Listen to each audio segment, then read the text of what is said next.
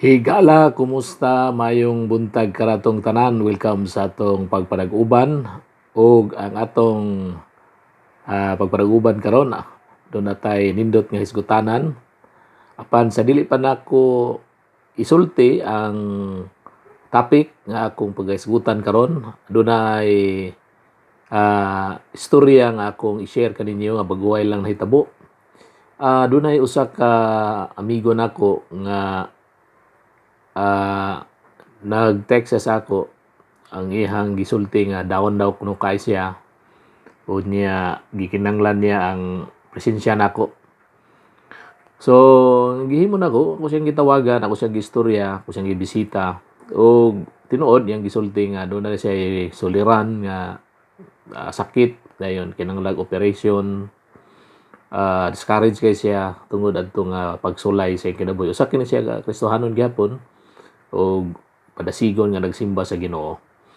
Pero in the midst nga nato nga operahan siya dayon mas gusto siya kanunay nga mabisitahan ako siya.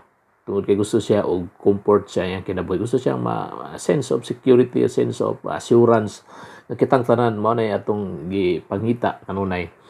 So wala ko makuli, ako siyang gilaag, ako siyang wala ko na iyon nga mas maayo siguro nga manawag ka sa imong spiritual leader or kasabay imong mga ka-cell group or the fact nga iyahang gi-text ako ako yang gusto nga maistorya. So sa laktod ako siyang gi-comfort bisan tuod nga ako pud mismo naginahanglan po comfort. So sa laktod maigsoon ang tema nga akong pagadalon karon or topic is how to find God's comfort in the midst of difficulties. So akong basahon diri ang verses sa Bible, tulo lang ka buok ni. Dayon akong pabarog ang katarungan ngano nga gikinahanglan nato ang comfort sa Dios o kinahanglan nato ang sense of spiritual direction. Apil na mo na siya primary comfort sa Ginoo nga paghisgutan nato karon. John 16:22 matud pa dire. So with you now is your time of grief, but I will see you again and you will rejoice and no one will take away your joy. Kini ang giingon ni Jesus sa mga disciple sa panahon nga kuwaon na siya kay i-crucify siya. Sa Matthew 5:4 mingon diri, blessed are those who mourn for they will be comforted. So kinahanglan gyud nga magsubo sa ta aron ta nga makatilaw og comfort. So dili man ta ma-comfort kung di ta magsubo. So ato ni explain karon gamay lang.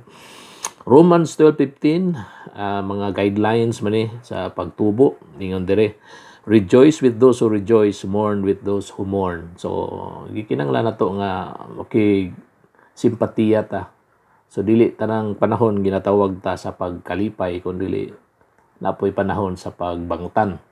So una sa tanan ato ipabarog ang katarungan ngano nga gikinahanglan nato ang comfort sa Ginoo og spiritual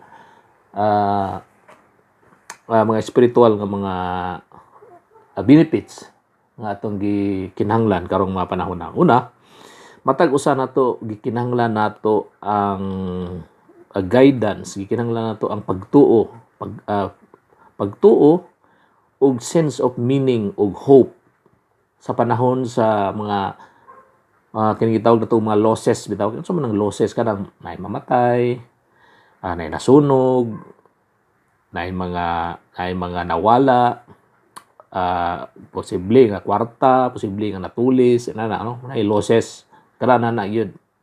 Kamatayon sa loved ones, kamatayon sa mga dear ones nato.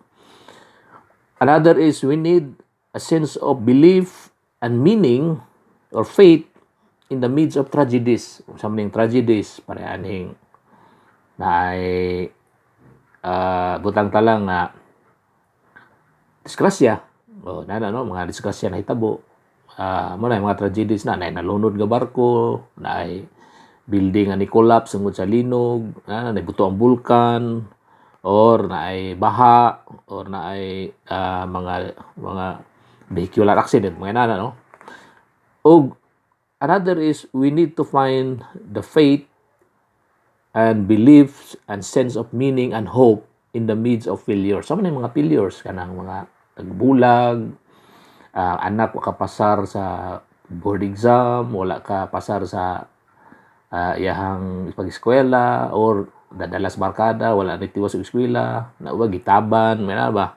Ang amahan lakubog or walay sense of direction man kita og mga failures sa kinabuhi which is kitang tanan nagbattle ta niana.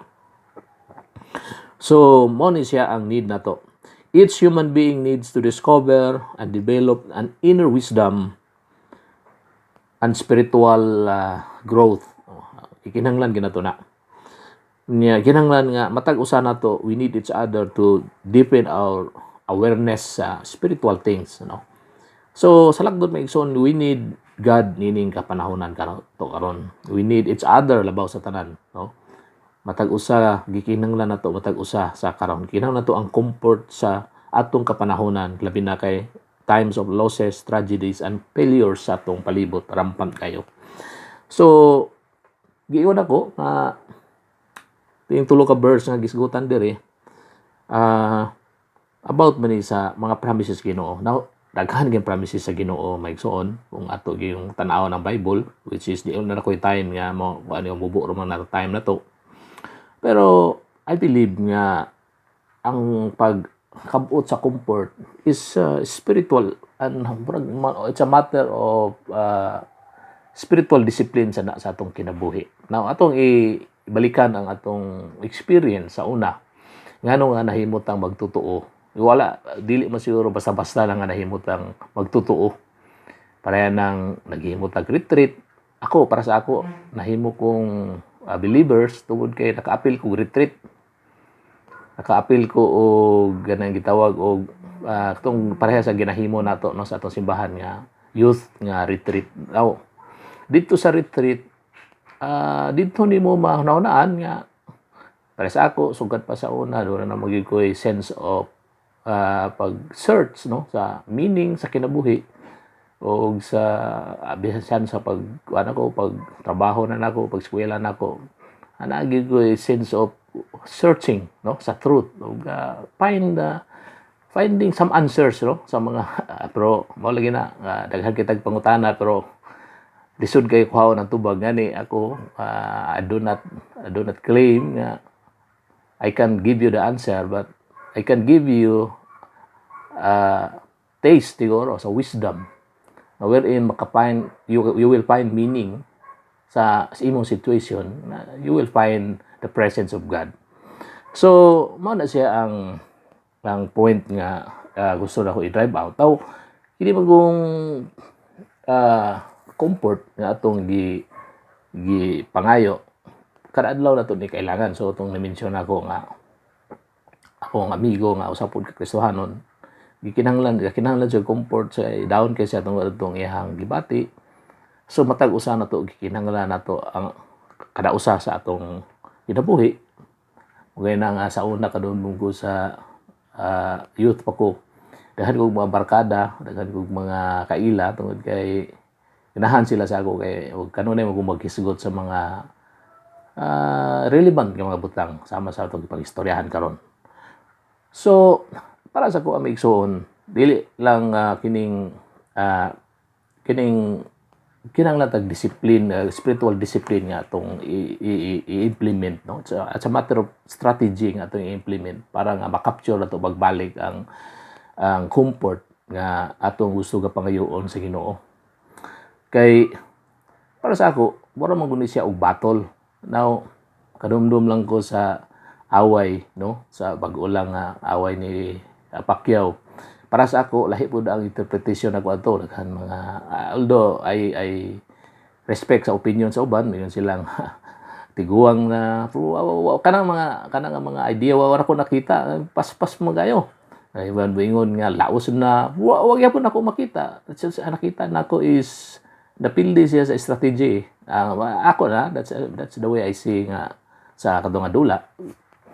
Nya ang the only way magud nga ngano ma one-sided ta kanunay is wala na to may ang pikas nga side ta kay ilas pikas atong ang ato one-sided ta kay ginahuna na to nga si Pacquiao maayo na gid kay siya grabe na kay itong pagtuo pero ang atong pagtuo wala na grounded sa reality nga yang kalaban mas maayo pa dagid sa iya so that's one to nga nakita ra gyud nga dapat gid maayo niya unya katong strategy nga gigamit niya dili mo epekto ato kay I believe nga katong last na kong tado kay ko atong dula ni Pacquiao katong mga napildi siya ni Marquez mo gyapon to nga strategy gigamit sa iyang kalaban which is kana dili mo attack sa iya maghulat lang o ano sa siya mo attack mo open ay ano dayon sa mo counter punch dayon so akong nakita nga sa matter of strategy so kini po atong fight karon sa atong mga kalisdanan wad-an tag trabaho naagta sa na midst of mga turmoil losses, tragedies, and failures.